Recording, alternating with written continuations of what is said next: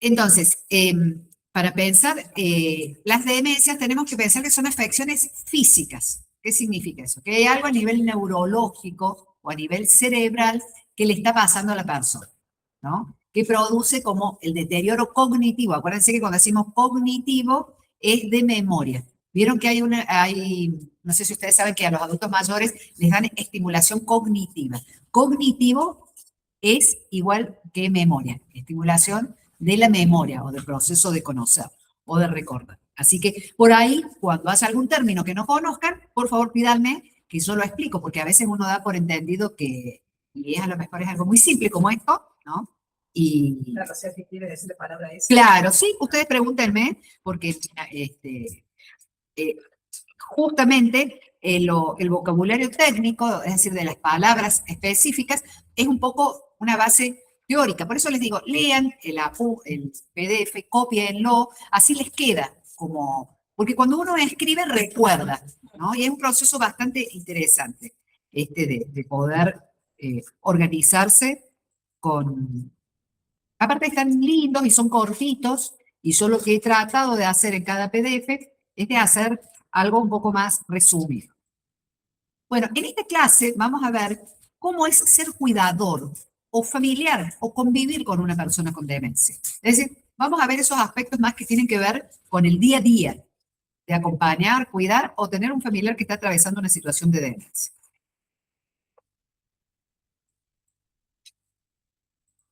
Bueno, entonces tenemos que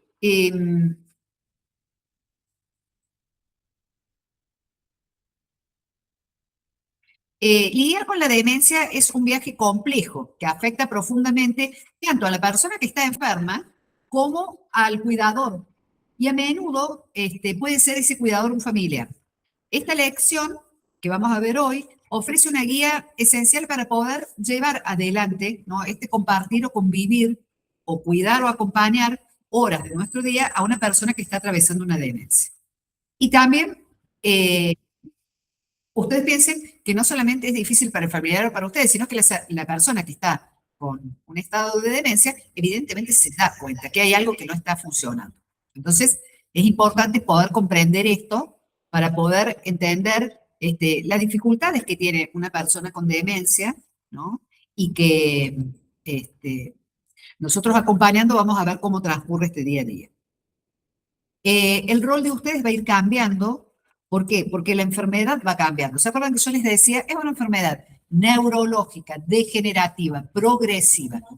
No tiene mejoras. Ustedes van a hacer un esfuerzo muy grande y van a decir, hago todo y veo que va todo para atrás. Asimismo, como ustedes mismos también se desesperanzan, la persona también va siendo consciente dentro de lo que puede registrar de este deterioro que es progresivo y que es terrible. No sé si ustedes vieron que hay un político que se llama Esteban Bullrich. Bueno, ese político, de bien que estaba, de una vida perfecta que llevaba como político, incluso una persona de dinero, le agarró esclerosis lateral amiotrófica, que es lo que le llaman ELA, E-L-A. Bueno, esa enfermedad es rapidísima, va degenerando neuronalmente a la persona de una manera muy, muy agresiva y de golpe la persona pasa de estar en un estado de salud al poco tiempo a estar con múltiples requerimientos de atención. Como por ejemplo, llega un momento en el cual, por ejemplo, estas enfermedades neurodegenerativas, las personas se impiden tragar, pero a su vez también empieza a tener asfixia, ¿no? Empiezan a tener ahogamientos, empiezan a no poder manejar eso que antes manejaban sus órganos de la digestión, el sistema urinario, el sistema respiratorio. Es decir, es como que el cuerpo se desorganiza. Y esto es progresivo y evolutivo para el lado, digamos, ¿no? Del deterioro. Por eso ustedes tienen que pensar que el rol de ustedes va a ir cambiando en relación a cómo va evolucionando la enfermedad. Quizás en un primer momento ustedes van a tratar de mantener la cuestión autónoma del paciente, es decir, autónomo, que tenga autonomía, que pueda por sí mismo, por ejemplo, caminar, comer, cambiarse, bañarse, higienizarse. Pero si ustedes, por ejemplo, ven que la persona va perdiendo autonomía, no no esperar que lo haga solo, sino ya es como que van a tener que sumar una función más, ¿me entienden? Es decir, ustedes van a ver que el cuidado y el acompañamiento tiene que ir incrementando, porque la dependencia de la persona, conforme va evolucionando la enfermedad, va teniendo cada vez más necesidad, ¿no?, de otro. Entonces, habitualmente esta evolución de la enfermedad tiene tres pasos. Otro tema importante que vamos a ver es el tema de la conexión emocional, porque hay estrategias que nos hacen que nosotros tengamos que mantener el vínculo como un modo de mantener más tranquilo al paciente. ¿Por qué? Porque no es menor pensar que cuando una persona empieza a desconectarse, ¿no?, porque se pierde, el resto de la familia empieza a ignorarla. Empieza hasta a hablar de la persona delante de ella, sí, porque viste que papá está... O habla con el cuidador, no, anoche se portó re mal, se mandó un lío. Y la persona está ahí muda, ¿me entiendes? Entonces, tengan presente que la persona sigue registrando, aunque no les conteste o aunque parezca que no registra. Entonces, esta cuestión de la conexión emocional, de que esa persona sigue siendo una persona, ¿no?, que en su momento tuvo sus aptitudes, sus dones, su profesión, su sueldo, su trabajo, sus responsabilidades, ahora está en un retroceso, ¿no? Está como... pero la conexión emocional siempre es importante. Se nota mucho esto de que cuando la persona empieza a perderse es como que le ignoran, no las incluyen en la conversación, hablan como si ella no estuviese presente, e incluso hablan mal de la persona estando la persona presente. Entonces, bueno, todo este tipo de cosas tienen que tener mucho cuidado porque después la persona dice, se enloqueció de golpe, tuvieron 1 hora y media dándole leña, estando presente pensando que no escuchaba y en realidad estaba escuchando.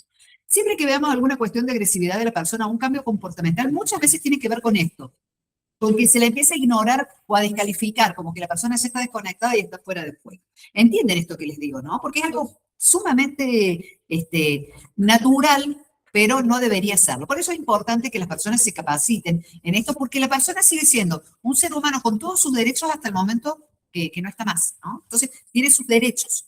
Y nosotros como trabajadores de salud mental, debemos bregar por el derecho de esas personas y a su vez también, no solamente bregar por el derecho de las personas, sino también darles el lugar, ¿no?, que merecen y que deben seguir teniendo. Entonces,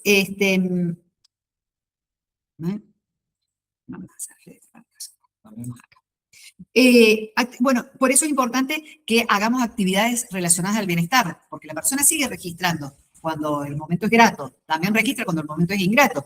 Entonces, no privarla de una salida, del aire libre, del sol, de un baño, de refrescarlo o de roparlo, si hace frío o si hace calor, más allá de que la persona no registre, porque tampoco, por ejemplo, o de darle una comida rica, un gusto, algo que sabemos que a la persona le gustaba. Entonces, por eso es importante preguntarle, cuando estés mal, ¿querés que te haga un cafecito, un tecito, te calma eso, te gusta? Entonces, vieron que es como, a veces cuando uno sabe convencer a un hijo, ¿no? Es decir, no, deja eso, se sale bien, encontrar la vuelta. Bueno, todo este tipo de cosas están relacionadas con la emocionalidad y con el afecto.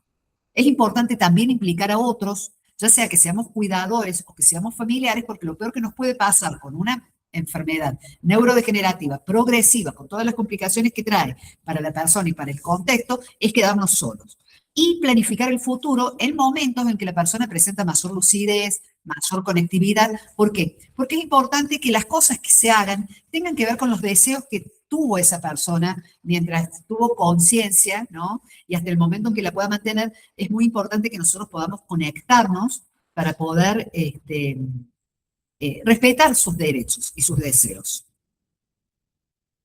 Entonces, esto se llama hacer un viaje juntos, ¿no? ¿Por qué? Porque es un viaje en un terreno, en un camino que tanto el familiar como la persona que lo está atravesando lo desconocen. Es decir, si el familiar se siente perdido, imagínense cómo se puede sentir perdido la persona que está cursando un proceso de demencia porque siente que es extraño, ¿no? Se siente extraño.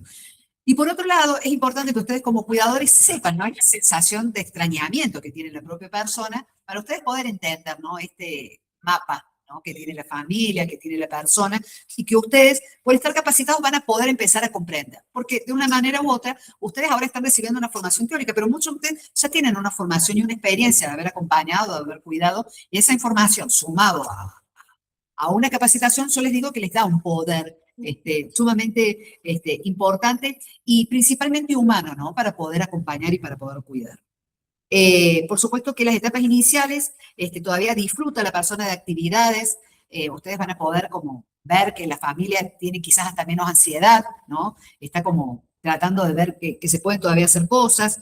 El apoyo no es tan complejo, pero en etapas más avanzadas, ya el rol de ustedes como cuidadores ya cambia. ¿Por qué? Porque empieza a estar el tema de la medicación, empieza a estar el tema del abandono físico, del no registro de la hora de comer o de comer con muchísima glotonería, ¿no? Así como, o no querer probar bocado, o no registrar que se tiene que bañar o no querer bañarse. Es decir, en etapas avanzadas, todas estas cosas van cambiando. También va cambiando el rol del cuidador y del acompañante. Y en las últimas etapas siempre hay una necesidad de asistencia, ya sea para el baño, para la vestimenta. Y esto puede ser estresante porque en etapas avanzadas o en las últimas etapas es muy fuerte. ¿Por qué? Porque la dependencia es cada vez mayor.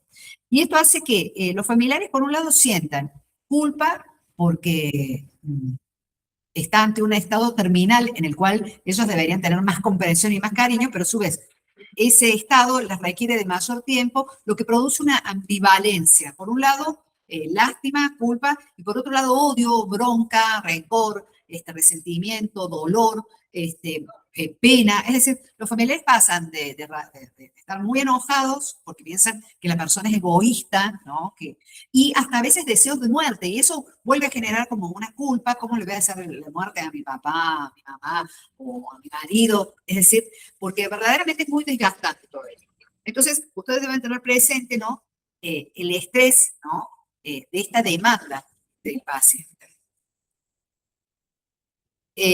Bueno, ahora vamos a ver un ejemplo práctico. Por ejemplo,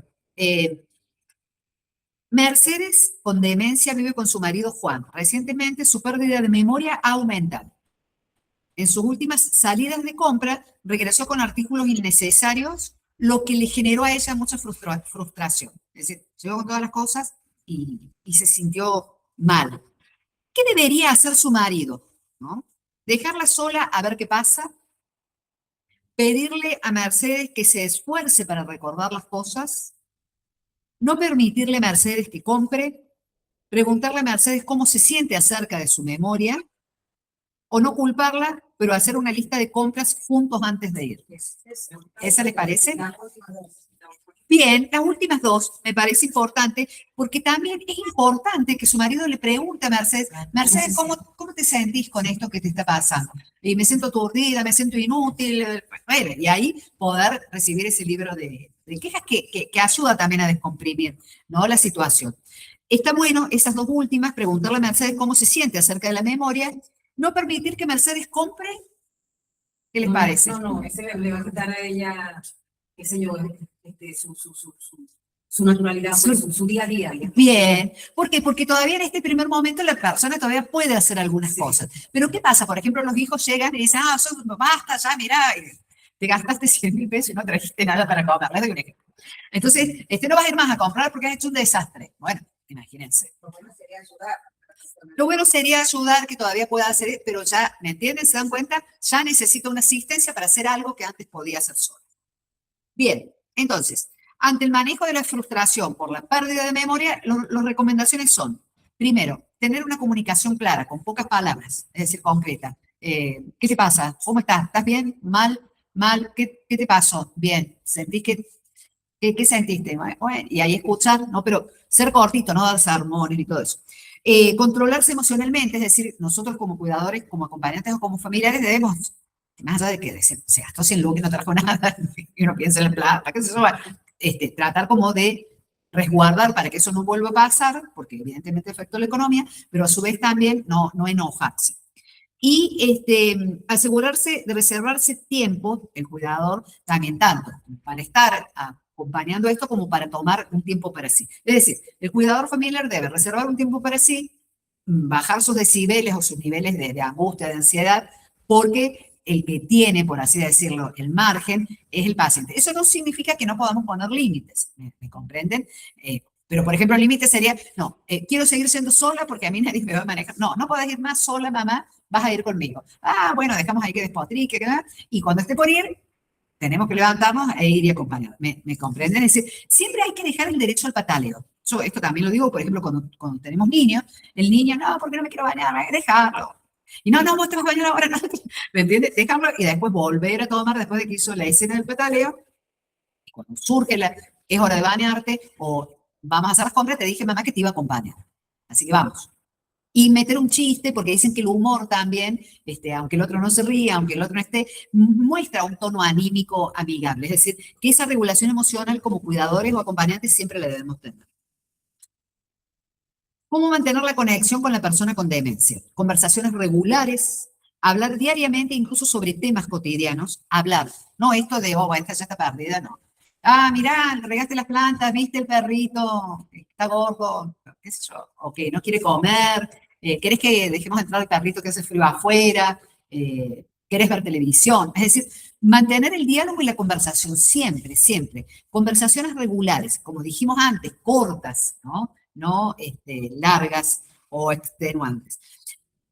También tener un apoyo visual para la memoria. Por ejemplo, el Alzheimer, las personas se olvidan de los nombres, se olvidan hasta de los lazos que los unía con su marido, con sus hijos. Entonces, es importante tener un apoyo visual con fotos, con el nombre, decir, tu hija, ella, Elcita, Martita, ¿me entienden? Es decir, poder tener un apoyo visual con fotos y, y con descripciones y etiquetas, por ejemplo, qué sé yo, en el fuego, poner, por ejemplo, un fuego así y no, cruzado, decir, mira, no va a estar más acá el Magic Click o los fósforos porque es peligroso. Entonces, cuando yo diga el fuego, quiero prender la cocina, mira, ahí, no, es peligroso, ¿me entienden? Entonces, nosotros explicarles que sacamos esas cosas, no, eso está guardado en otro lado porque es peligroso. Entonces, no, acordate que es peligroso. O quiero las llaves, quiero salir. No, y por ejemplo, decir, no, mira, fíjate que dónde están las llaves, están tachadas porque hay que guardarlas porque es inseguro dejar la puerta abierta. Porque, por ejemplo, vieron que una de las cosas, yo les nombro estas dos cosas porque tienen que ver con esto de dejar el fuego encendido, dejar el agua abierta, cosas que pueden poner en riesgo. Entonces podemos acompañar quizás con alguna imagen o con alguna foto como para recordarlo. Por ejemplo, una persona decía, hay trastornos, por ejemplo, psiquiátricos, por ejemplo, yo dejé las puertas abiertas, dejé las puertas abiertas, dejé las puertas abiertas. No, acordate, buenas tardes, acordate que cerramos las puertas, porque acordate que te mostré el llavero cuando cerramos las puertas. Entonces, hacer ese tipo de cosas, ¿no? No, las puertas están todas cerradas porque yo te mostré el llavero cuando cerré las puertas. Entonces, hacer ese tipo de rituales y entonces a lo mejor la persona vuelve a repetir y vuelve a remeter. Repetir la información, no temas en repetir la información varias veces porque la persona tiene memoria a corto plazo. Es decir, la mayoría de los pacientes, recordemos que cuando hablamos de demencia, suelen tener Alzheimer. Y el Alzheimer, lo primero que se afecta es la memoria a corto plazo, es decir, la memoria reciente. Anda a comprar tomate natural y fideo y queso. Va y llega. ¿Qué era? Bueno, nos puede pasar a nosotros, ¿no? A mí me pasa. Pero, bueno, recuerden que es la memoria reciente. Entonces, ya te dije que a las 6 no, te tenías que bañar. No, volver a repetir. Son las 6, vamos a bañarse. ¿Me entiendes? No, porque no va a haber caso. Priorizar la conexión emocional, repetir la información, hablar sobre los cambios, comunicar abiertamente los cambios que están ocurriendo para evitar frustraciones. Esto, acuérdate que te dije que íbamos a ir junto al súper, ¿me comprenden? ¿Cuáles son las actividades relajantes y agradables? Para una persona con demencia, por ejemplo, escuchar música relajante. Habitualmente, como dijimos que tienen la memoria a corto plazo afectada, suele haber una memoria remota o una memoria de su infancia, del tiempo de antes, que quede intacta. Entonces, ahí es donde uno puede empezar a establecer lazos y decir, sí, cuando vos no conociste a tu marido, ¿qué marido? Le voy a decir, bueno, pero por ejemplo, cuando vos eras joven, ¿con quién iban? ¿Qué música había? Entonces, ahí empezar a tener como un tópico de conversación. Y les van a nombrar, qué sé yo, Luis Miguel, Sandro, Pelusa, bueno, alguien que chévere, que le sea significativo a la persona. Ver fotos antiguas, leer cuentos cortos, porque un cuento corto es importante, la persona se engancha. Ver quizás vieron que hay videos en YouTube muy lindos que pueden entretener, o sea, que se pueden ver, que a la persona le pueden interesar. Temas que le interesaban en su vida anterior, prácticamente como que no existen. Le digo que, por ejemplo, bueno, no en todos los casos, pero mayoritariamente, buscan como otro hobby, otra cosa que no tiene quizás nada que ver con lo que era su vida anterior. No siempre, pero en muchos casos se ha notado así. Alguien, por ejemplo, una mujer que era escribana quería hacer, ella dice, yo quiero aprender a recitar. y de Antonio Tormo, decía que es un autor. Entonces la acompañante le escribía frases, poemas de Antonio Tormo y ella lo recitaba. Bien, el cuidado del cuidador es importante que reserve tiempo para el ejercicio, unirse a grupos de apoyo de cuidadores. ¿Por qué? Porque, por ejemplo, hay grupos online y hay grupos presenciales, por ejemplo, de pacientes, familiares de pacientes con esquizofrenia, de familiares del tema Alzheimer, del trastorno del espectro autista. Es decir, hay muchos familiares que se unen porque de un modo u otro es importante compartir con una persona que está atravesando por lo mismo, ¿no? Porque también dan pautas, se conversan de todos estos temas.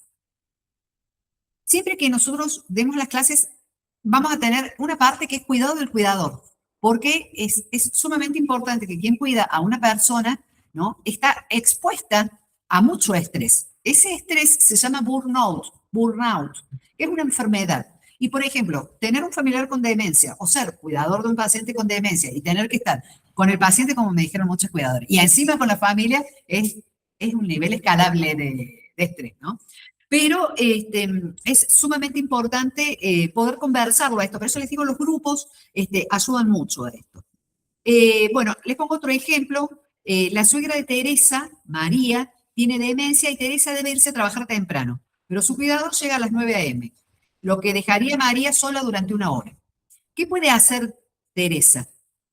Teresa se siente estresada, no sabe qué hacer, está preocupada por tener que dejar sola a María, ¿no? ¿Qué podría hacer Teresa? ¿Dejar a María sola a ver qué pasa? Pedir ayuda.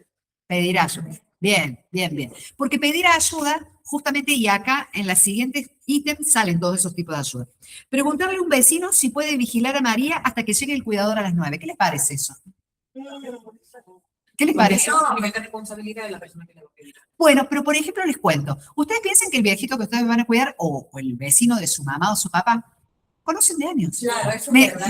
me entiendes? Y hay casos en los que, Claro. hay casos en los que Ujú. no queda otra. Y hay casos en los que no queda otra y de pronto es importante, ¿por qué? Porque la persona con demencia es importante que siga restableciendo sus vínculos, ¿me entiendes? Claro. Con su vecina.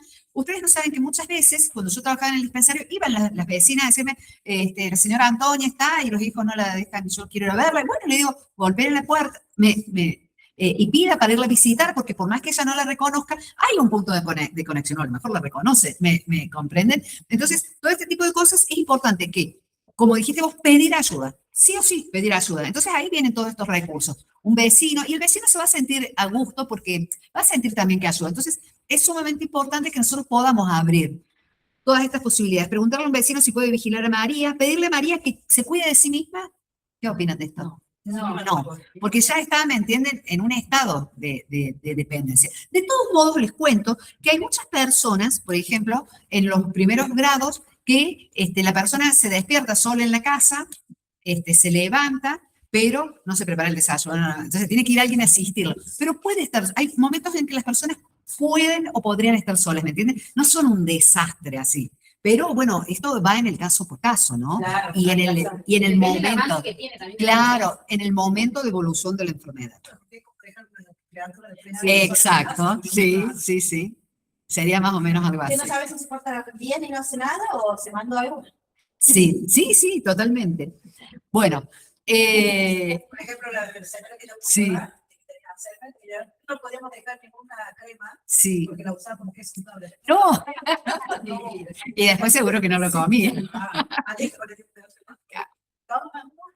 Tenía otro caso de una señora también, Sí. un vecino, el cual también tenía Alzheimer.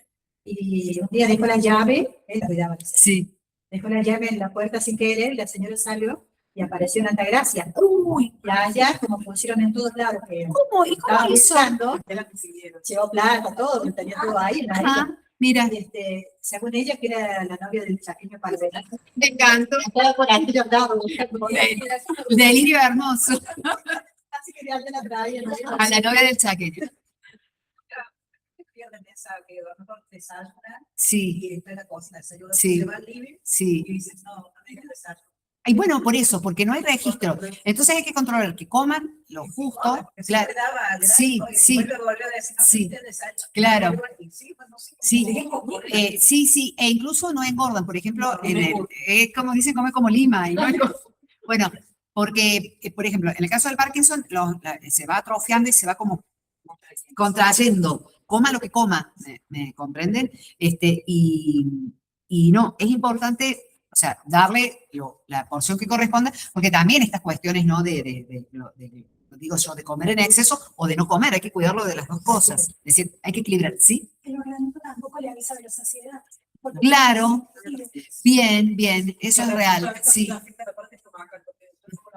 sí, Y el Parkinson, le diste té, que Sí. te dice, igual, Claro, claro, y así como lo come, sí, tienes problemas de que como que no engorda, como dice, Claro. el intestino siempre está muy flojo del estómago. claro, sí, sí, sí, También tienen, porque traga entero, ¿no? Porque Claro. está todo acá, en dos mordidas. mira, y tiene bastante problema de ahogo, Sí, no sí, tiene, se ahoga bastante, sí. tiene problemas de difusión.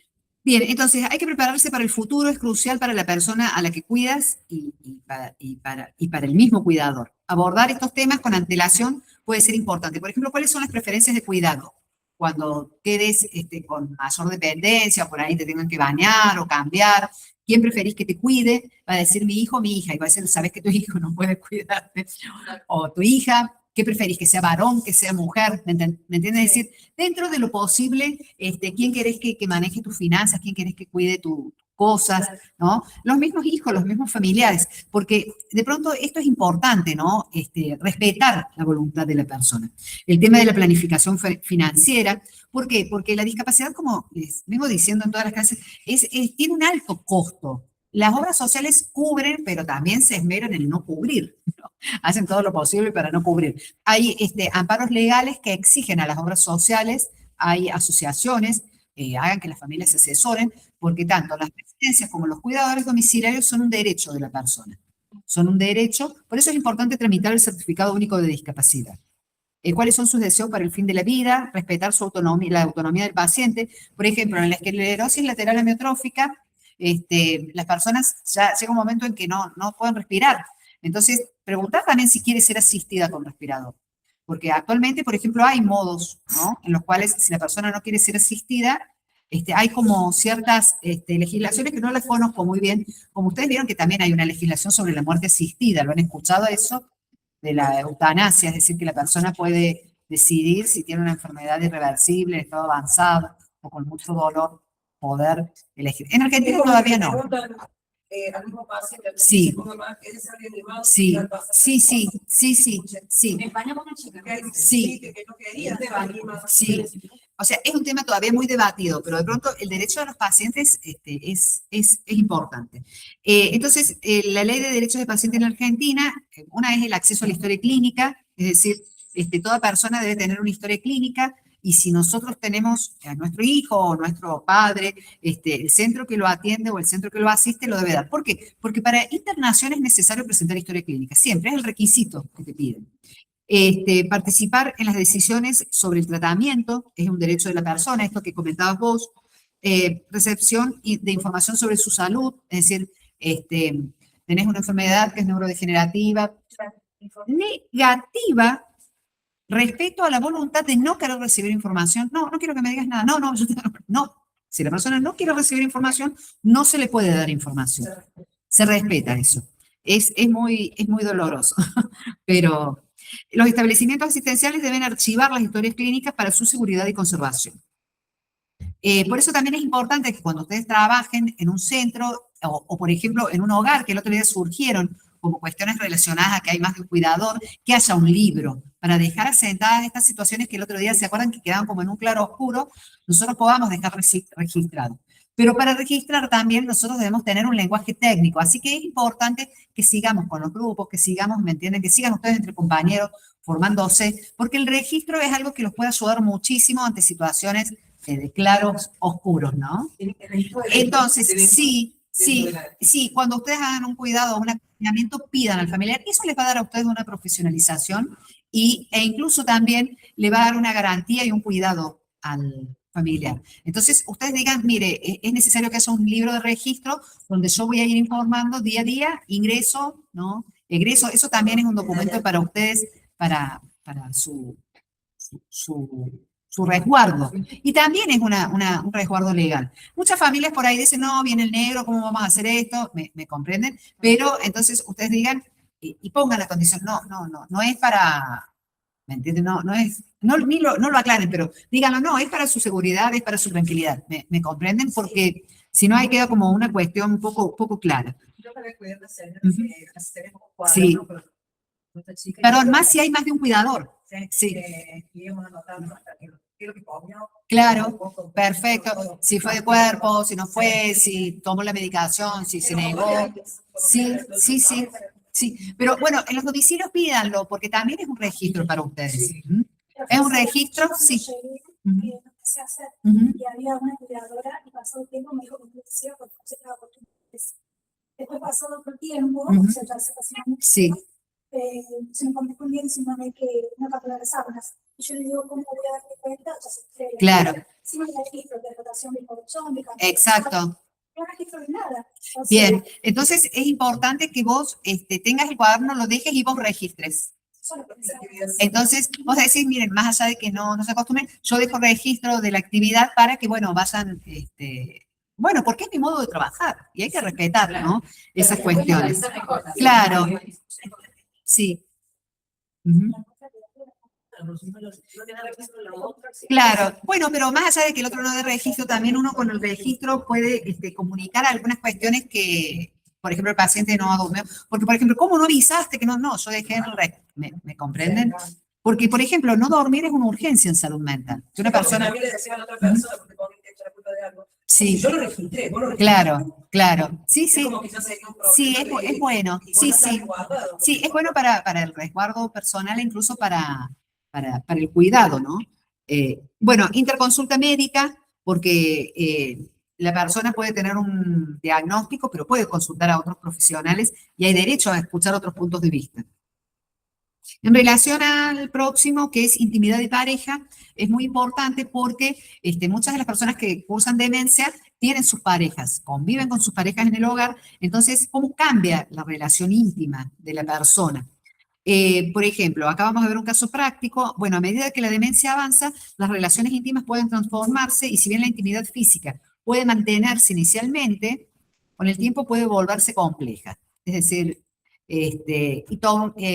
lo que significa que las formas de conexión deben cambiar, ¿no? Como, por ejemplo, Mercedes se encuentra en las primeras etapas de su demencia y vive con su marido Juan. Actualmente mantienen una relación física saludable y mutuamente satisfactoria, pero Juan se preocupa por el momento en que esta dinámica pueda cambiar.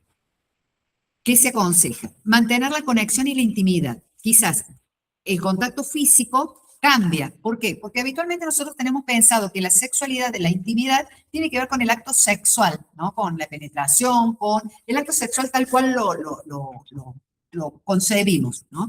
Pero la sexualidad en la adultez cambia, para el adulto mayor cambia y en las demencias cambia o puede no cambiar, ¿me comprenden?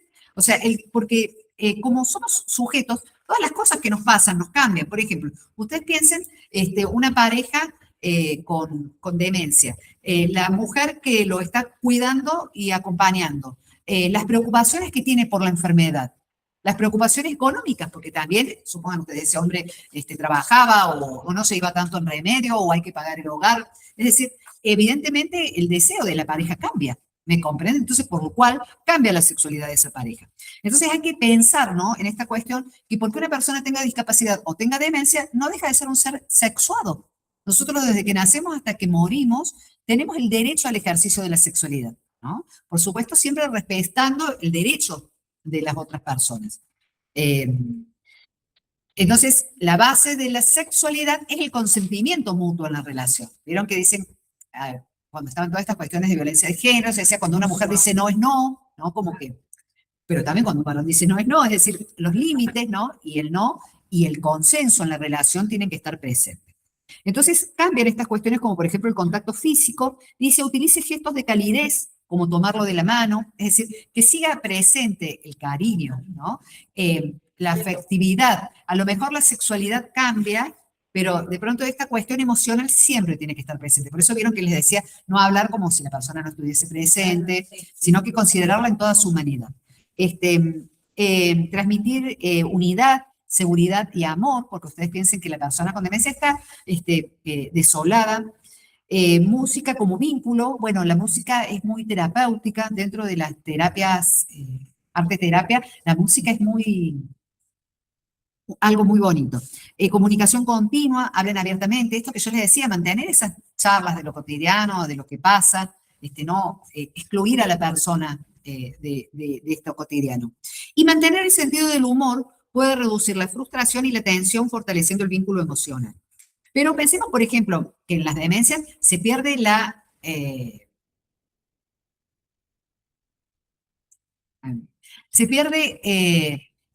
¿vieron un paciente con demencia que es como que pierde la expresión, que no sonríe, que queda como rígido?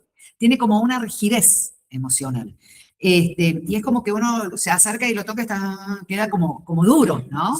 Entonces, es importante pensar que también en la demencia la emocionalidad se deteriora muchísimo, ¿no? Pero también vemos que hay personas con demencia que lloran, se angustian, ¿no? Se enojan, se entristecen o no hablan, y todas estas son demostraciones de la emocionalidad. Por eso es importante que tengamos presentes estas cuestiones de la emocionalidad.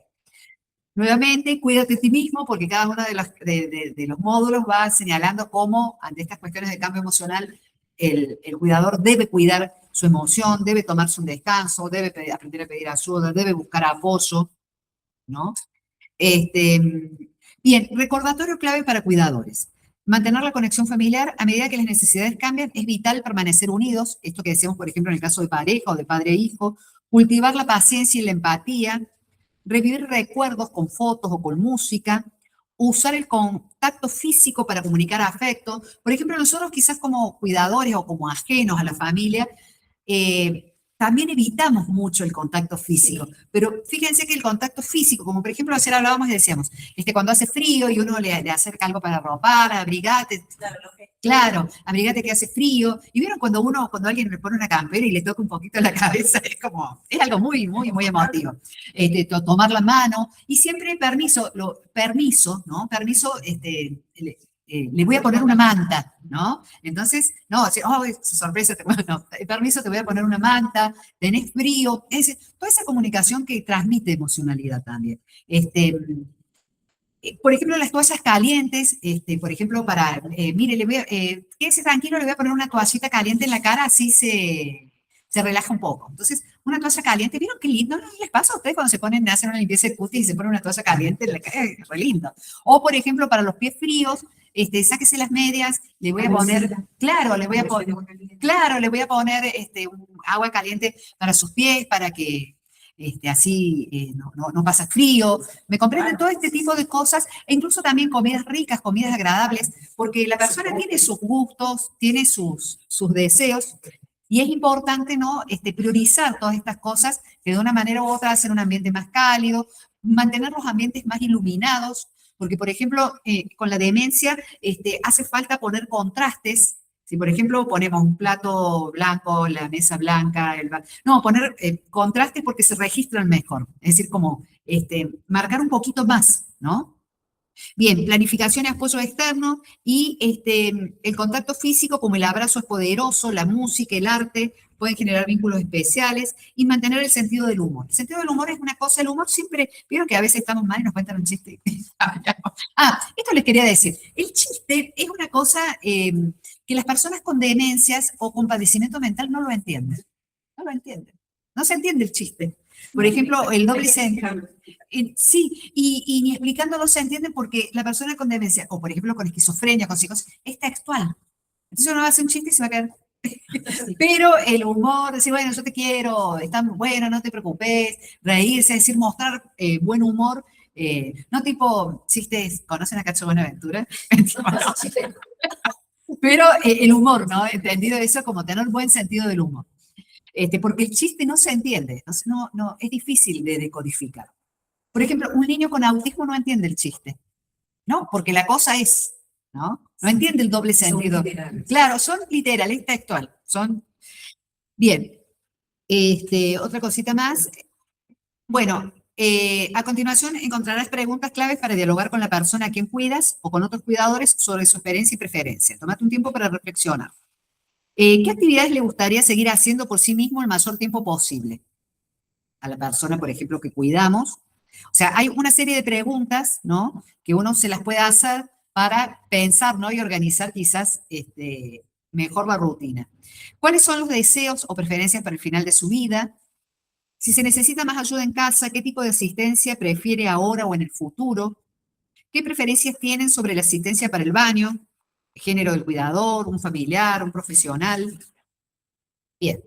Ahora vamos a hablar de otro tema que ya hablamos en la clase pasada, pero que es un tema sumamente importante, donde están los límites entre yo puedo seguir cuidando y acompañando o hay un límite entre la responsabilidad del seguir el familiar cuidando y acompañando, ¿no? Y la realidad de la persona. Entonces, es importante que el familiar o el mismo cuidador también pueda entender las señales cuando la enfermedad se va agravando. ¿Por qué? Porque cuando la enfermedad se va agravando sabemos que requiere de más intensidad en el cuidado. ¿Cuáles son los requerimientos cada vez más intensos del paciente? Pensar también en que ha llegado el agotamiento físico y emocional del cuidador. Y las necesidades de cuidados especializados que son 24/7. Es decir, distinto es, por ejemplo, en un primer momento o en un momento más tranqui de la enfermedad donde se baña la persona un día, pero ¿qué tal ya si no contiene esfínteres que hay que bañarla 2, 3, cambiar, lavar ropa, un montón de situaciones. La responsabilidad y los límites, también reconocer los propios límites que uno tiene como cuidador es un acto de amor. ¿Por qué? Porque el familiar muchas veces siente que si no puede cuidar está traicionando o está abandonando o está dejando, la persona le está abandonando. Y en realidad no está pudiendo. Miren, yo atendí a una mujer que decía que sus hermanos lo querían internar al padre y que ella no lo quería internar porque había jurado. Bueno, pacto. Y al padre tenía una pierna por diabetes en muy mal estado, se le terminaron amputando. O sea, entonces pensemos que muchas veces lo doy todo termina siendo una negligencia. O sea, llegar a una amputación, ¿no? Es una negligencia. Más allá de que sabemos que los diabéticos tienen como una desestabilización rápida, ¿no? Pero ahí, ¿qué pasa? Tienen una desestabilización rápida, pero requiere de cuidados especiales y requiere de internación. ¿Me comprenden? Entonces, ¿qué tal si el paciente dice, no, mi papá no se quiere internar y yo, por darle el gusto a mi papá, estoy siendo negligente? Y legalmente estoy haciendo abandono de persona. ¿Me comprenden? Entonces, el cuidado debe ser con calidad y con responsabilidad. Gracias. Con calidad y con responsabilidad. ¿Por qué? Porque de pronto nosotros podemos emocionalmente vernos afectados, pero hay un límite. Por ejemplo, los centros de internación tienen, ¿vos dónde estás? ¿Tienen grúas para movilizar a los pacientes? Bueno, hay centros que tienen... Sí, claro. Bueno, tienen grúas y tienen cosas para movilizar a los pacientes. ¿Por qué? Porque más allá de que ustedes sepan movilización de paciente y toda esa cuestión, requiere de 2 o 3 personas a veces movilizar. Claro, claro.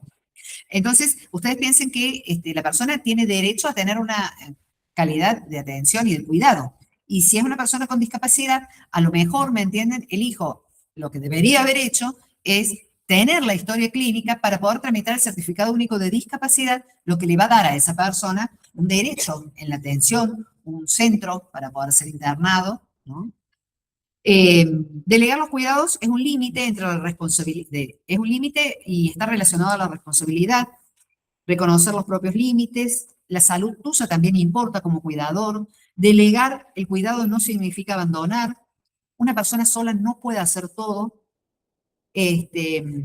Opciones de cuidado profesional, hay centros de día, por ejemplo, hay hogares de día donde van los adultos mayores que hacen actividades recreativas, es importante, claro, los centros de jubilados, es importante que puedan ir porque ahí, por ejemplo, reciben la alimentación, les dan el alimento, tienen opciones recreativas, incluso tienen... Vamos a 1 o 2 veces por semana, pero yo todo Sí. siempre digo 2 veces por semana porque dice que la calza está todo viejo.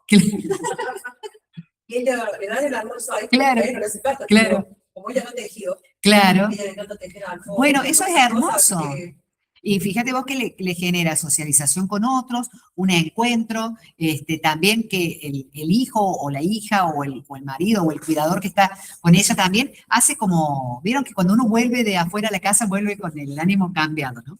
Bien, entonces, reconocer los propios límites es importante. Bueno, los centros de día, cuidadores profesionales a domicilio, residencias especializadas y cuidados paliativos. La clínica San Pablo es una clínica, no, San Pablo es donde van a ir, donde son las prácticas, sí, es una clínica de cuidados paliativos. Está muy relacionado a pacientes oncológicos, sí. Y también reciben, tienen muchas plazas, tienen como 60.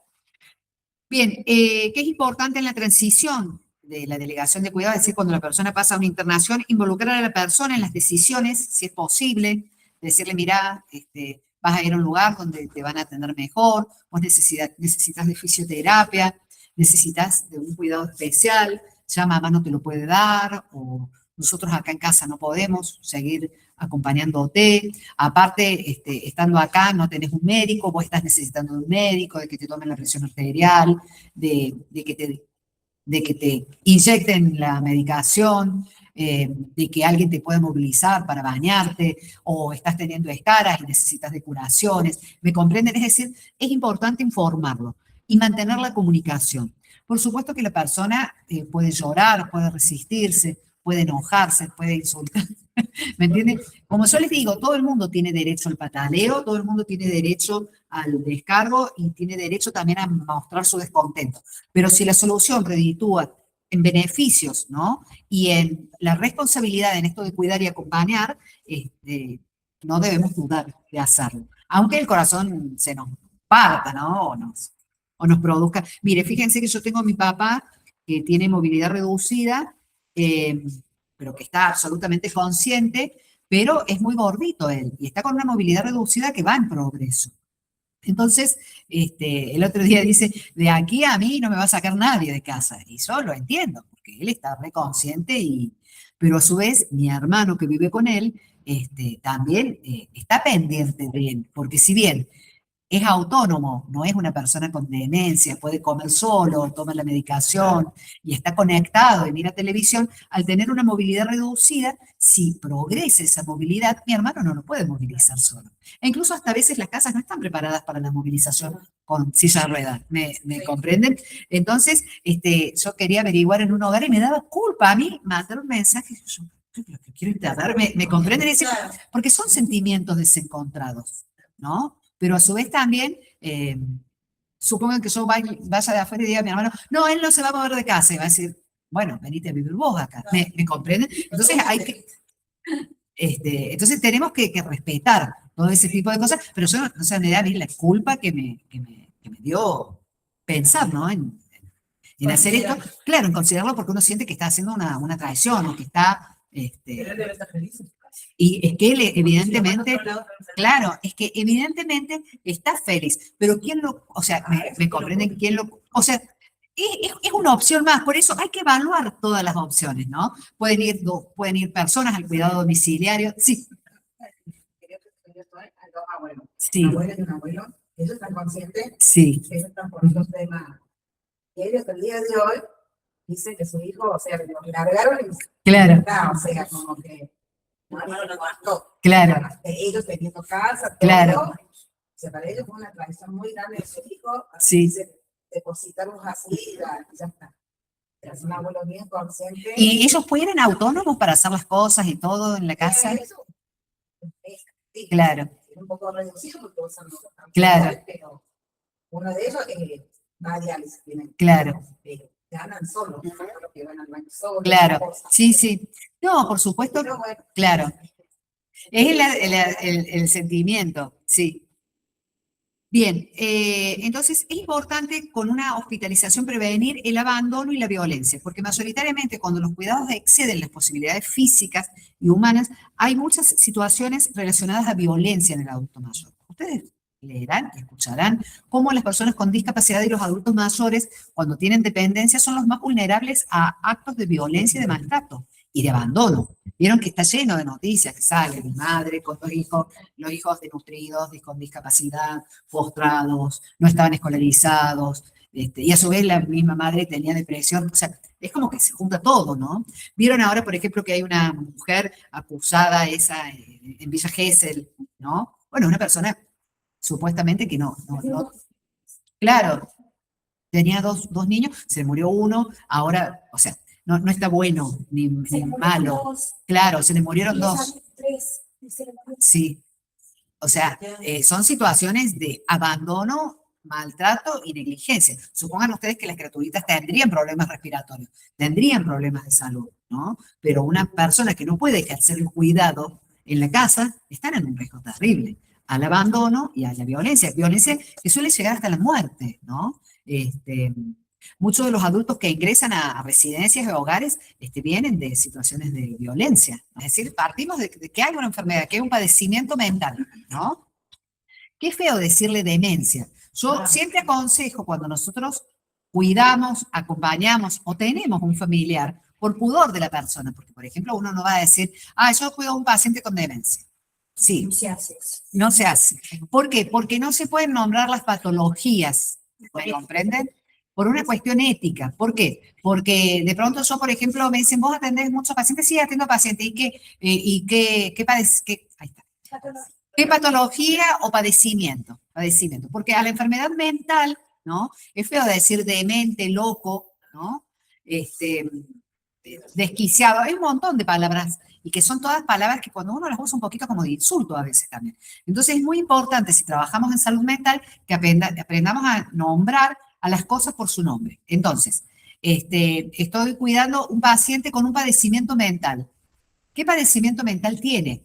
¿No? O está transitando una demencia, o tiene, ¿me entienden? Son modos de, cuando uno habla con otro profesional, puede decir, yo me especializo en cuidar pacientes con demencias, ¿no? O sea que sería por ética y respeto. Es por ética y respeto, porque ustedes piensen que una persona con esquizofrenia es una persona que tiene un padecimiento mental. Entonces yo trabajo con esquizofrénicos, no puedo, me comprenden, no puedo decirlo así. O, e incluso también los diagnósticos, salvo los diagnósticos de las demencias, no pueden ser comprobados por nada. ¿Por qué? Porque, por ejemplo, ahora las demencias tienen un registro, porque hay análisis un poquito más avanzados que pueden señalar que la persona tiene un Parkinson o que la persona tiene un Alzheimer, porque hay análisis actualmente que están dando esta sustancia, esta proteína que crece mucho en el cerebro de las personas con Alzheimer. Pero ¿quieren que les cuente? Va una persona que no tenía ningún signo de deterioro cognitivo ni de demencia a decirme, me hicieron el análisis y me dijeron que tenía Alzheimer. Yo casi me muero. Porque ustedes imagínense que es bastante feo, ¿no? Que a uno, estando hoy, por ejemplo, yo voy hoy y digo, ay, me duele un poco la cabeza, me siento mal, me hago un estudio neurológico y el médico me dice, mira, dice, te da que tenés Alzheimer, ¿sí? Y pasado los 55, 60, podría decirse que empieza o aumenta la posibilidad de tener algún tipo de demencia. Pero también con los accidentes tenemos demencia en personas muy jóvenes, con los accidentes cerebrovasculares y también con los accidentes automovilísticos, porque muchas veces se ven afectadas zonas de... Claro, por ejemplo, un golpe frontal o un golpe occipital produce una demencia frontotemporal. Esa frontotemporal tiene Claro. también un actor famoso. Sí, Se empezó a notar que tenía eso porque los equipos Sí. donde tenía que, Sí. los estudios que tenían que hacer para hacer la sí, actuación, ya no los olvidaba. los olvidaban. Sí. Sí, Con respecto al Alzheimer, sí, después de ser detectado, pero con respecto al Parkinson y mucho antes, porque yo, por ejemplo, he visto personas que tienen Parkinson siendo muy jóvenes sí. y se lo atribuyen más que nada a la mediocridad, de verlo, también. Sí, más o menos a partir de los 50, pero por ahí se llaman como estadios o más tempranos, ¿no? Que pueden diagnosticarse. Por ejemplo, antes los ACV eran de personas adultos mayores. Ahora nos encontramos con chicos jóvenes. Claro, como el infarto. Es decir, también las drogas han cambiado mucho el panorama de las cuestiones neurocerebrales. Por ejemplo, estaría muy relacionado un ACV o a sustancias, ¿no? No lo digo que sea así, pero por ejemplo, en años trabajando en un centro de salud, se podía relacionar que muchas personas muy jóvenes que habían tenido ACV tenían una vida bastante agitada en relación a los consumos de drogas. Pero no quiero no quiero decir una cosa que no esté. Una pregunta, Sí. digamos. ¿Qué de cierto hay de que los ACV también son un cansancio, digamos, por así decirlo, mental? Bueno, lo Porque que dicen que el estrés también sí. te puede llevar a un ACV. Claro, lo que pasa es que cuando nosotros tenemos, Yo le pregunto sí, por qué. Porque mi hermana tiene una amiga mm, y la amiga tiene 27 sí. años y la chica el año pasado le dijo, toma ACV. Lo- Tiene 27 años. Claro, lo que pasa es que también pensemos que la presión arterial, que es uno de los principales causantes de los ACV, es muy silenciosa y las personas a veces tienen hipertensión y nunca han sido controladas, ¿no? Y es uno de los Yo le pregunto mayores. porque a ella le dijeron de que estaba demasiado estresada. Y el estrés produce, hay más posibilidades cuando uno tiene estrés o depresión de sufrir enfermedades cardiovasculares, está relacionado también al sobrepeso, a la diabetes, Yo creo ¿no? que en los tiempos de antes, Sí. cuántos años atrás, como vivimos ahora, ha cambiado. Sí, Yo creo que hasta un niño ya está estresado. sí, A sí. diferencia que cuando yo era niña, estoy hablando. Y las enfermedades mentales con la pandemia incrementaron muchísimo, mucho no, muchísimo, muchísimo. Por Sí, eso también sí, yo sí. creo que hoy en día Ujú. hay más casos de muchas cosas, Sí. por cómo vivimos cotidianamente, o sea, uno, Sí. Es como que el tiempo de la tema pandemia avanzó mucho, tema económico por estar que encerrado, o sea, como pero trabajar es la otra persona, Sí. o sea, no se duerme, no se descansa, no se, Sí, realmente sí. todo afecta. Sí, sí, el ritmo de vida de la actualidad ha Pero producido todo mucho me malestar. parece suma hasta la economía, porque te costó. Absolutamente. No se puede pagar, Sí, pero totalmente estresó, sí, pero sí, también Con sí. eso mismo, o sea, Sí. todo como vivimos hoy en día, a ver esos niños por ahí. porque solo el argentino, como Sí, el ritmo de vida. Sí. No, el ritmo de vida de la actualidad.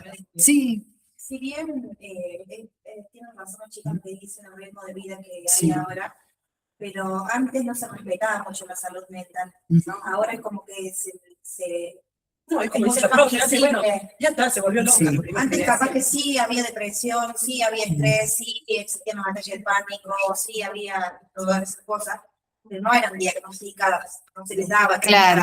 se le prestaba tanta atención. claro, sí, pero hay como más. ahora, hoy en día sí, igual falta, porque Sí, no hay pues, el tema de salud mental. Sí, es muy Muy poco, importante. muy escaso todo eso. Sí. recursos, sí. Es muy importante, Celeste, lo que decís, que hay como más visibilización de la enfermedad mental. Pero yo Incluso, tengo las mismas redes. pero sí, porque ahora parece también como que está bueno que cada uno cuente su historia. Yo fui depresiva, yo fui abusado, yo consumí droga y dejé, o no puedo salir, y salen y los cuentan como testimonio, ¿no? Es como que la vida se ha vuelto más pública, ¿no? Por eso que a lo mejor antes las cosas existían, pero ahora son más visibles. Antes de decir Sí. que al psicólogo, Sí. decía, yo no estoy Sí. loco, me está considerando Sí, sí. loco, era como algo muy. Yo, por Sí. ejemplo, a mí me gusta mucho hablar en lo que es el tema de historia antigua. Sí, Y veo cómo se trataba antes a las personas que tenían violencia, pero Sí. ya por el crecía. sí, Y las barbaridades que le hacían a las personas cuando tenían un pequeño, sí, la llevaban directamente a la muerte o a morir porque Sí. porque estaba allá. Sí, porque- sí. Pero no es cualquiera de discapacidad. Y- Para eso sí. es algo más. Yo tenía una vecina que no sacó a su niña con síndrome de Down hasta que cumplió los 5 años de la casa por primera vez, Sí. porque se enfermó muy grave. Y después de ahí lo volvieron a encerrar hasta que murió a los 45. Qué bárbaro. Bueno, pero hubo mismo, muchas. El otro día usted hablaba de que antes la enfermedad mental se trataba que hacía una persona capaz que tenía dinero y por la vergüenza de tener dinero Claro. necesitaba, vaya al controlador. Sí, sí, sí, sí. Que Sí. creía perdido, Sí. de cosas, ya está loca, vaya al Sí, controlador y sí, sí. luego Y que incluso nos hemos cansado de ver novelas donde arman diagnósticos y los internan y los hacen salir de circulación, ¿no?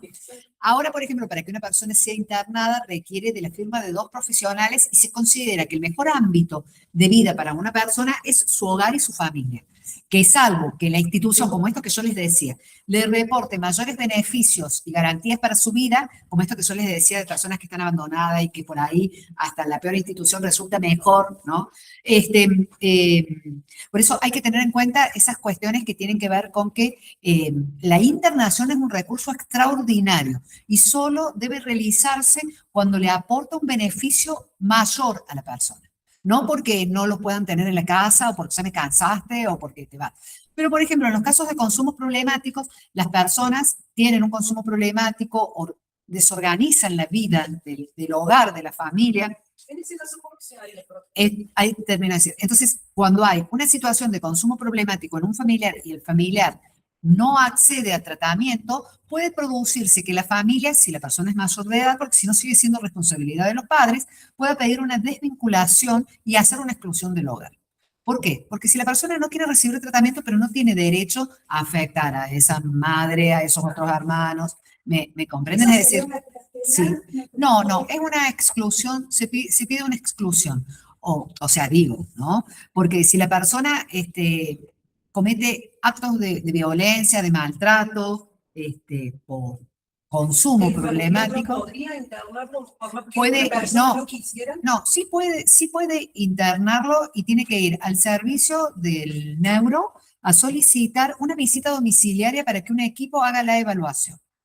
Entonces, el equipo hace la evaluación que se llama prejudicial y lo solicita a la familia. La familia va al neuro, el familiar, directamente, plantea la situación y pide un prejudicial. Va un equipo del neuro, evalúa la situación y evalúa si es para internación o no. O sea, por el tema de adicción. Sí, por el tema de adicciones. O por el tema, no, por cualquier tema de salud mental. Por ejemplo, una persona que está con delirio, que quiere agredirse o agredir a otro. Entonces, en ese caso, la internación es un recurso que debe solicitarse de manera prejudicial. Entonces, se va al neuro, al área que se llama, ¿cómo se llama? Prejudicial, sí. Que es para evaluar situaciones para que ellos definan la internación. Entonces, si la define un profesional, sí se da la internación. Si la persona se resiste, y bueno, eso lo evalúa el equipo. Porque la internación no puede ser por tiempo indeterminado. Entonces, cuando sale de internación, a la familia le dan una serie de requisitos a cumplir para acompañar. Y ahí están todas estas cuestiones de límites. Es decir, bueno, vos vas a seguir viviendo acá en la medida que vos puedas hacer el tratamiento. Si no haces el tratamiento, estás invitado a irte. O sea, y ahí el equipo de prejudicial marca pautas y normas de comportamiento y a veces las personas las cumplen y a veces Pero no. es que duro también. Sí. En este caso, por mi hermana, ella tiene su hijo. Sí. Muy mal. O sea, no se preocupa por su persona. O sea, ¿Qué edad tiene? días sin dormir, 20 años. Anda días sin dormir, sin bañarse. Claro. Da igual si come o come, está muy perdido. Pero qué duro también, porque ella es muy madraza. Claro. Y yo digo, qué duro en el sentido de decir, bueno, si no cumplí los límites, pero se te imponen. Bueno, pero Pero duro para una madre. claro, es duro para una madre, pero también tiene que haber un límite para que la otra persona no sienta que va a tener todo haciendo lo que se le den las ganas. Ella yo le digo, porque nosotros Sí. siempre hablamos, ella dice que ella es como que se va a sentir, porque todos le dicen, no sé, decir que se vaya, porque ella es grande. Claro. Y ella dice, todos por todo van a hablar y van a decir que es una mala madre. Bueno, que haga, madre. yo le recomendaría que haga una consulta, puede ir al San Roque o puede ir a los centros de la municipalidad, donde hay tratamiento y atención. Sí, sí, y hacer una consulta y que reciba una orientación. Porque en realidad yo también puedo decir, no, yo no puedo, a ver, me duele, qué sé yo, internar a mi familiar, pero no, yo no estoy pudiendo. Bueno, pero mi familiar está siendo abandonado porque requiere de atención. Bueno, pero él no quiere. No es. Saberlo que Sí. mi hermana tiene miedo que en cualquier momento se va, porque es una voluntad pasado. Sí, digamos, sí, que es una, se va a matar, sí, se va a ahorcar, no sé. es una situación complicada. Sí, tiene que hacer una consulta tu hermana para recibir un asesoramiento. Sí. Bueno, vamos ahora a esta parte en la cual resulta un poco repetitivo lo que yo les digo, pero siempre tenemos que tener presente el cuidado de la persona, tenemos que tener presente el autocuidado, ¿no? Y este límite entre la responsabilidad, ¿no? La responsabilidad y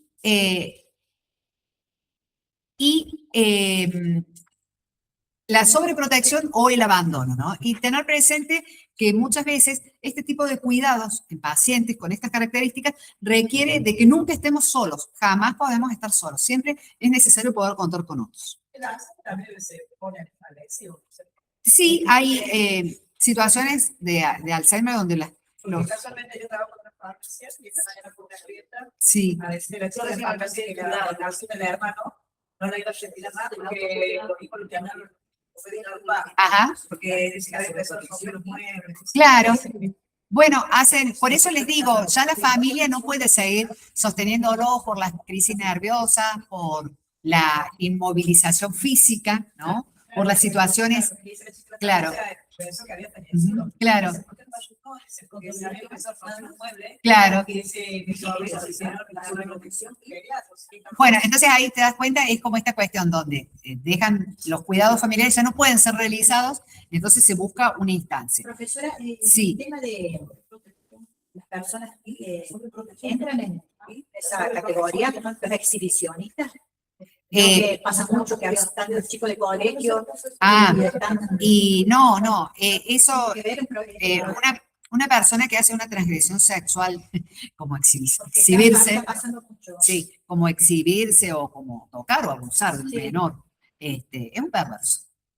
Claro, y es un delito, porque atenta contra, bueno, contra un niño, son cosas del orden ya de legal, ¿no?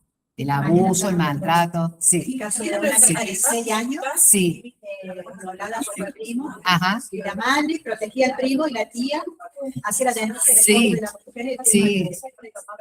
claro. Por la nenita y tenía los audios todos de la nenita de 6 años. No, una locura. Hay situaciones. Bueno, chicas, escúchenme, si quieren terminamos, porque quiero terminar el tema y después conversamos. Entonces, delegar los cuidados es un límite que tiene que ver con la responsabilidad, pero también hay no solamente responsabilidad, sino también este desencuentro de los sentimientos. Opciones, hay que buscar las mejores opciones para el cuidado de la persona, garantizar sus derechos, que es otro de los ejes que hemos estado viendo, y saber intervenir cuando es necesario y cómo. Hay que evaluar la situación objetivamente. Ustedes tienen que tener elementos para poder evaluar. ¿Vieron lo que estábamos haciendo recién? ¿Qué hago si pasa tal cosa? ¿Qué hago si pasa tal otro? Bueno, en términos de salud mental es muy amplio, en términos porque salud mental suma todo lo que es el tema de consumos problemáticos, de alcoholismo, estas cuestiones que tienen que ver, por ejemplo, con las psicopatologías, con perversiones, con desórdenes, por ejemplo, los desórdenes alimentarios. Es decir, la psicología es un campo muy amplio. Y de pronto, recién también la compañera decía que antes a las personas con demencia o con padecimiento mental se los escondía. Es como que hay también un cambio en la legislación, en la aceptación, pero todo eso tiene que ver con formarse, ¿no? Por eso ustedes tienen tanta curiosidad y tantas preguntas, porque hemos estado durante mucho tiempo ignorando muchas cosas. Y actualmente, como decía la compañera, los medios nos comunican, todas estas cosas se nos acercan más por los medios. No quiere decir que antes no existían, pero es importante que tomemos conciencia y que siempre pensemos que una persona con padecimiento mental tiene derechos. Es como Pero- derecho visible, derecho personal. Exacto, tiene derecho a tratamiento, pero a su vez también tiene un límite. Si, por ejemplo, una persona con consumo problemático de alcohol es una persona con un padecimiento mental, pero no por eso está salvaguardada de si comete un asesinato, si produce un abuso sexual, ¿me comprenden? O si le pega a la madre o a la esposa. ¿Me comprenden? O sea, y un hijo con consumo problemático que es violento con su madre, está cometiendo un delito. ¿Me entienden? O que roba para conseguir la droga. Ah, no, bueno, no, pobre, lo hizo porque es adicto. No, No justificar. está atentando contra otro, ¿me comprenden? Entonces, nosotros debemos ser conscientes del derecho que asiste a todas las personas. Podemos comprender que una persona con demencia, ahí está, que no es dueña de sus actos y que de pronto se sintió perseguido y quiso defenderse y le tiró, qué sé yo, con un cuchillo al hijo, ¿no? Esa persona es inimputable. ¿Por qué? Porque está bajo un padecimiento mental del cual no es consciente. ¿Me comprende? Siempre que se evalúa la conciencia o la responsabilidad, tiene que ver con esto. ¿Mm? Entonces, siempre que pensemos algo, no, bueno, pobre, parece que había tomado de más. No, se tomó de más, pero era consciente de sus actos, ya sea de violencia o de lo que sea. ¿Me comprenden? Y estamos hablando de padecimientos mentales, porque el alcoholismo es un padecimiento mental, el consumo problemático de drogas es un padecimiento mental. Pero, por ejemplo, Al efecto de la claro, pero ellos sí son claro. importantes. Por supuesto, son imputables. ¿Me entienden? Solamente serían inimputables una persona con un padecimiento mental que haga que no sea consciente del acto realizado. Y eso pasa con las demencias. Solo con las tendencias. Con las demencias, con algunas esquizofrenias, con algunos brotes psicóticos donde la Con la persona... falta de madurez. Oh, no, eso... Falta de madurez, falta de madurez. No, yo nunca me Sí. refiero a madurativo porque Bueno, puede ser que una persona... un retraso mental leve, moderado. Bueno, bueno, pero por ejemplo, hay que ver, esas cosas las definen los abogados y algunos psicólogos psiquiatras en penalización. no, pero ¿sabes por qué? Ajá. Porque tienen una edad Claro. linda, pero tienen la mentalidad de nada. Sí, no, porque muchas veces, por ejemplo, hay muchas personas adultas que son violentas y dicen, bueno, me parece que es inmaduro. Y sí, tiene que ver con algunas cuestiones del narcisismo, pero fundamentalmente nosotros tenemos que decir, esto corresponde y esto no. Bueno, no, se puso mal porque el padre estaba demente y todos los días. Claro, pero yo lo tomaba más por el hecho de No, que no, era no, no, no así. estoy hablando de lo que vos decís, sino que se son... cometen delitos y todo lo quieren hacer pasar por el lado. Pero es así Sí. que justifican todo. Sí, Lo sí. malo, tratando de evitar de que Sí, sí, sí. Hay muchas personas que simulan demencia para disminuir sus penas, responsabilidades. Como la madre de Agustín que se quiere hacer la Claro, sí, sí, bueno, ese tipo de cosas. se ¿Entendés? hace que tiene un grado de responsabilidad tremendo. Claro, pero por ejemplo, cuando tenemos una demencia, tenemos un certificado de discapacidad y una persona que tiene un certificado de discapacidad, por así decirlo, no significa, ¿me entiendes?, que se cubra todo porque siempre se evalúa el grado de... Yo le preguntaba Sí, para que me entiendan, no porque Sí. no, es maduro, no, porque mi hermana tiene un año menos que yo, tiene 43 años, pero ella tiene, un como reto. contaba la profe el otro día, Sí, tiene una edad madurativa de 11 años. claro, Si tiene... ella juega con mi niño que tiene 10 años, juega con mi Claro, sobrino. claro. Sí, Y pelea como si fuera un niño. claro. Ella no tiene la capacidad mental de Bueno, leer, pero de escribir, yo les digo- no sabe sumar, no. Bueno, pero una persona que tiene un retraso mental que se queda en una etapa más infantil, raramente pueda, ¿me entienden?, hacer o cometer o organizar o premeditar algo que atente contra otro. Bien, Claro. tiene su inocencia. No, entonces ¿sabes por qué le pregunto? Porque la niña que vive al frente de la casa de mi mamá tiene 10 años.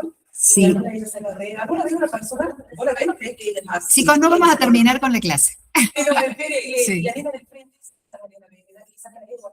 Y mi Claro. hermana siempre dice, yo la voy a hacer recagar. Ella me dice, Sí, lo dice María, lo dice María. Yo soy la claro. Sí, yo le saco la lengua, claro, pero porque ella tiene una mentalidad. Claro, sí, sí. Sí, bueno, con el retraso mental pasa mucho eso. Bien, pero a su vez una persona con retraso mental no tiene una construcción de conspirar para cometer un robo. No sé, por eso que tenía Bueno, pero de pronto por ahí son cosas, ¿me entienden?, que uno puede como ir observando y está bueno que lo comentes porque, bueno, de pronto vos estás en observación, es decir, che, esta puede, entonces, claro, hay que ponerle un límite, ¿está bueno? Sí, después Sí, si hay problemas con claro. Sí, sí. Bueno, tensiones comunes en la familia, desacuerdos sobre el tipo de cuidados necesario, diferencias en el nivel de involucramiento de los distintos familiares, conflictos sobre decisiones médicas y financieras, resentimiento por la distribución desigual de las responsabilidades, culpa y críticas entre familiares. Otra es, bueno, ¿cuáles son los tips principales para el cuidador? Comunicar tus necesidades claramente. Pedir ayuda específica. No esperes que adivinen que estás desbordado, sino necesito tal cosa, necesito tal otra. Establecer límites saludables, porque los límites siempre son posibles, aún con la persona transcurriendo una situación de demencia, es decir, uno debe poner límites, más allá de que la persona los pueda pasar por desconocimiento, pero uno debe saber hasta dónde puede llegar y hasta dónde no.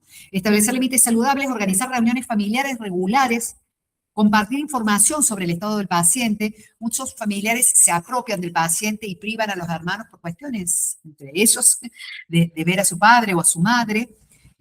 Reconocer tu propio esfuerzo sin esperar validación, porque en realidad muchas veces las personas dicen, nadie me reconoce lo que hago, y en realidad no podría no hacerlo, hubiese o no hubiese reconocimiento, ¿no? Porque hay personas que se hacen cargo y personas que no. Para un familiar menos involucrado, es importante preguntarte cómo podés ayudar específicamente, porque no todos pueden ayudar del mismo modo. Ofrecer apoyo concreto, por ejemplo, compras, trámites, relevo. Escuchar sin juzgar al cuidador principal. Es decir, hay que cuidar y acompañar al cuidador principal, apoyarlo, agradecerle también, reconocerlo y visitar regularmente, aunque sea por poco tiempo. ¿Por qué? Porque habitualmente cuando hay una persona con discapacidad, con padecimientos como la demencia, es como que los familiares huyen, es decir, es como Todo que desaparece. todo desaparece.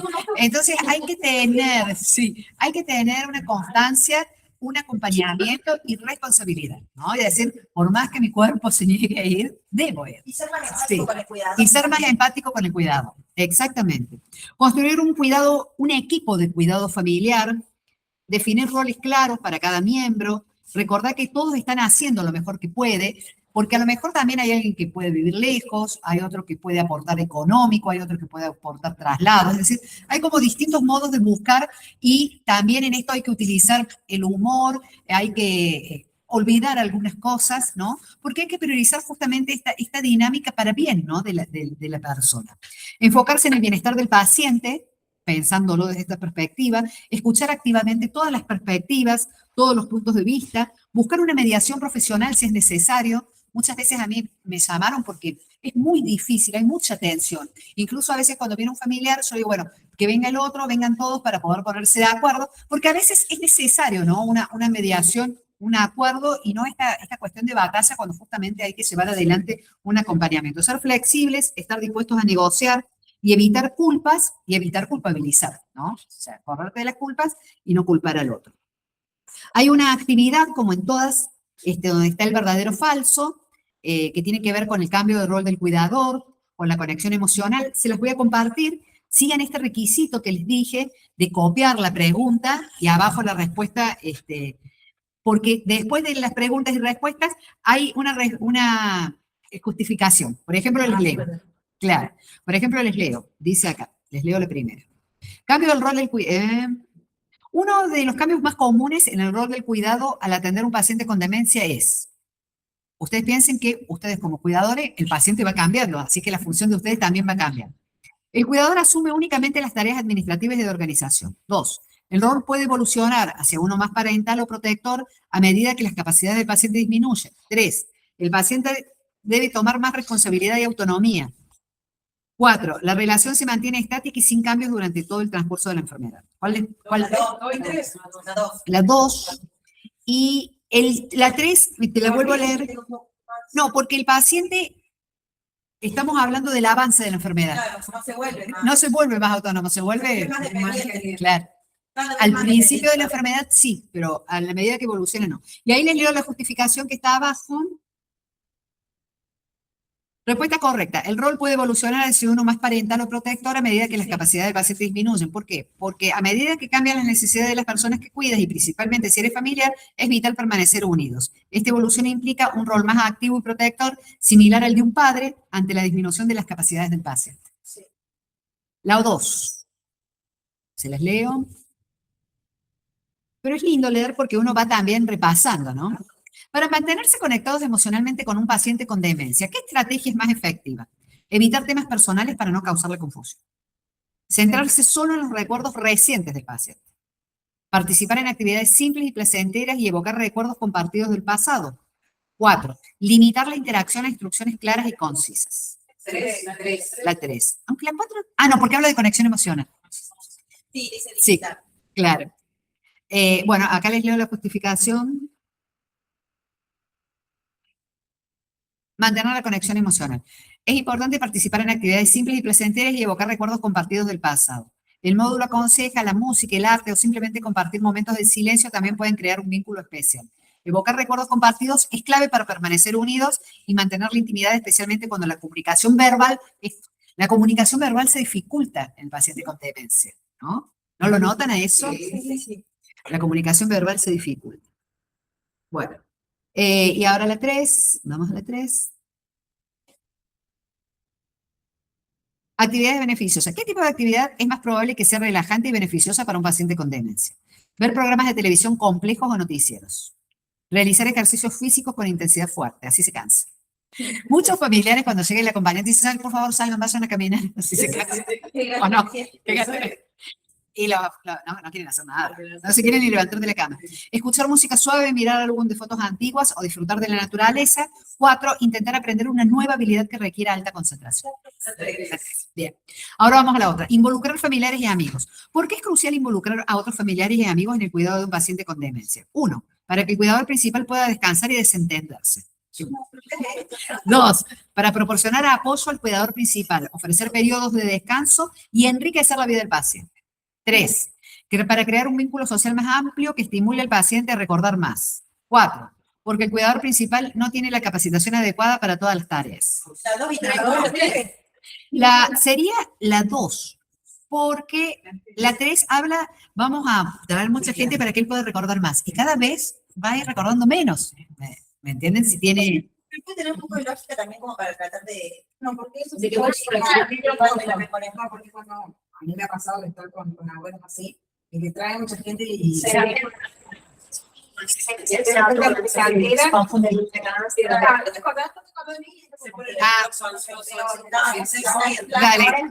Claro, hay una compañera conectada, Fernanda, sí, es la 2. Gracias por participar, Vic, que salió la notificación. Bueno, en cuanto a la planificación futura, vamos a la preguntita. Al planificar el futuro de un paciente con demencia, ¿cuál es la consideración clave? Esperar hasta que sea absolutamente necesario tomar decisiones importantes.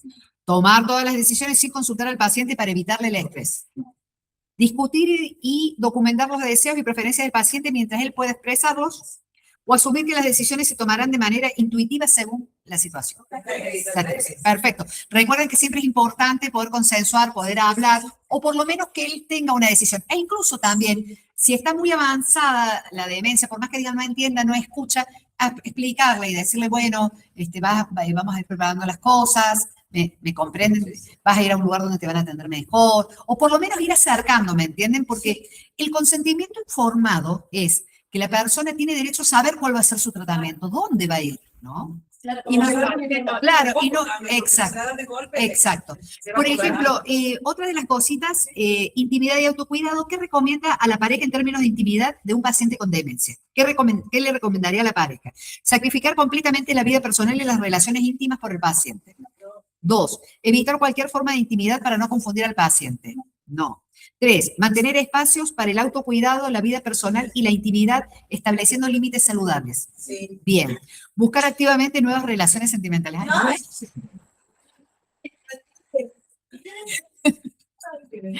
a mí me da gracia. Digo, ¿qué atrevido el cuestionario?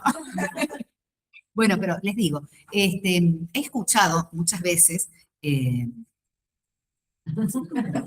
No, después cuando cortemos la... No. He escuchado muchas veces que de pronto estas enfermedades llevan muchos años, llevan 10 años, y que de pronto también, por ejemplo, yo tuve mi prima que tenía 50 años cuando su marido de 71 años empezó con Parkinson. De pronto cuando ella se casa, él era joven, él tenía 40 y ella tenía 19 y él tenía 41. Y entonces, en ese momento, un hombre de 41 años es un hombre joven, pero Claro, ya, son ¿me los entiendes? 20, Claro, de 51, pero ya después, entonces todos con la larga enfermedad, porque no quiero ser mala, pero muy larga la enfermedad, y era bastante complicado para ella llevarlo. Y todos decíamos, ay, que no va a poder rehacer su vida, ¿me comprenden? Porque, por ejemplo, el otro día una compañera de gimnasia, una mujer de 60 años, muy bien, profesional, yo no sabía, y me cuenta que hace 12 años que su marido tiene Alzheimer. Entonces, ustedes piensen que a los 50 años, ¿no? 48, 45, que le pase eso a alguien, son muchos años de la vida. Es muy triste. Es duro, es frustrante. Entonces uno también, no, más allá de esto, No, porque yo lo digo, pero ahora digamos, veamos, yo les quiero preguntar esto, ¿cuántos hombres engañan a sus mujeres? Y yo digo, porque esto son cuestiones de género también, ¿no? ¿Cuántos hombres, me estoy metiendo, ¿cuántos hombres engañan a sus mujeres y dicen, no, yo lo he escuchado, pero muchísimas veces, no, lo que pasa es que la esposa de él tiene cáncer? Y él ya está, bueno, pero ella está rehaciendo su vida. ¿O no? Pero sí, ¿No lo han escuchado? Pero han escuchado que muchos infieles dicen, no, estoy con esa está enferma, pero yo en realidad, no lo han escuchado. Sí. ¿No lo han escuchado eso? Sí. Pues 10.000 veces. Entonces, queda abierto el libro de sugerencias. Digo, ¿no? Para pensar que también a veces en las cuestiones de género, las mujeres pensamos que tenemos... ¿No? Porque Yo es una década, yo no. Claro, Yo tuve sí, un sí. tío que sí, mi tía tenía cáncer y él formó parte todas como hijo con otra Claro, pareja. claro, Después, cuando falleció mi tía y se enteraron mis primas, sí, tenían eso. que él tenía. Claro, y la otra pareja lo sostiene porque si no, bueno, no la puede dejar, porque hay mujeres también, no la puede dejar porque está enferma y en realidad, bueno, no quiero ser más. Pero es difícil, ¿no? Es difícil acompañar en la enfermedad. Y te preguntan, Sí. dice que es Ujú. un pariente. Sí. Ella lo acompañó hasta el último momento. Y todos nosotros, los familiares, estábamos ahí como... Porque él no fue muy buen marido, eso quiero decir. Sí. Y la enfermedad duró 14 años aproximadamente. Sí, sí. Claro, falleció sí, tenía 55, 56 años. Termina muriendo, Sí. o sea, si la enfermedad es neurodegenerativa, Sí. termina muriendo, por ejemplo, por paro cardiorrespiratorio o con muerte Ah, natural. ahí está. Por ejemplo, en el caso de él tuvo una complicación, tuvo una complicación, ¿por qué? Porque al no funcionar bien el intestino tuvo una constipación. Y esa obstrucción le produjo una perforación y eso le produjo una asepsia generalizada. Porque también con el Parkinson los órganos no tienen como la elasticidad o la movilidad. ¿Mm? Bueno, chicas, hasta acá llegamos.